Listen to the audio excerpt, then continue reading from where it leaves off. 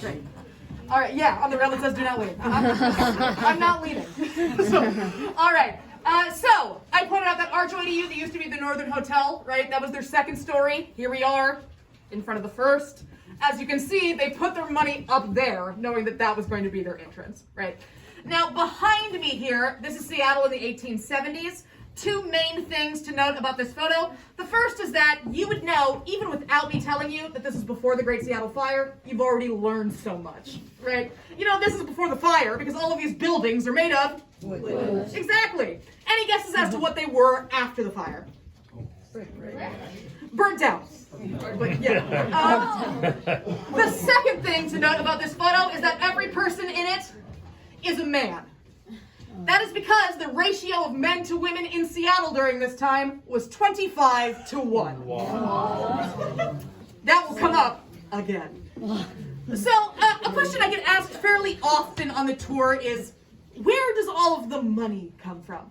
And it's a good question. I mean, the city burns down, we build it back up, we regrade the entire city, we create the underground, all prior to the Klondike Gold Rush. That is a lot of land to move. By all rights, we shouldn't have the money for that sort of ambitious construction project. The answer to how we did is actually pretty straightforward. What we did is we created a sin tax.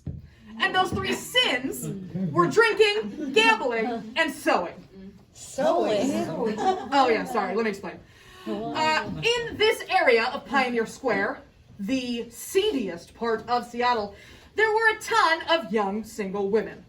All of whom were making money hand over fist, and all of whom listed their occupation as seamstress.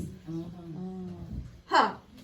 We took a census. That's how we got that data. The mayor at the time looked at that and was like, weird.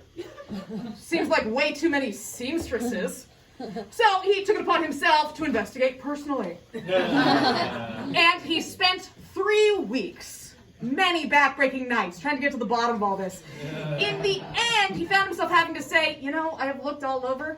I have not found a single sewing machine. But I guess that makes sense because some of the best jobs are done by hand. I'm here all week, thank you.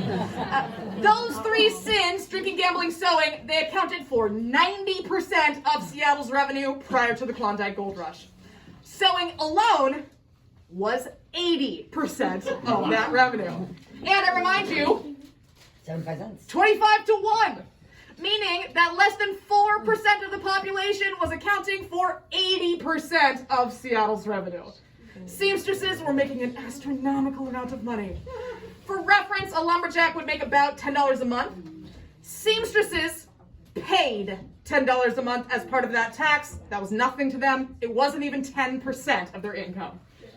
In response to them paying that money monthly to the city, they were completely legalized. They had police protection. They didn't have to sew a single button that they didn't want to. And in return, Seattle took all of that money and used it to rebuild.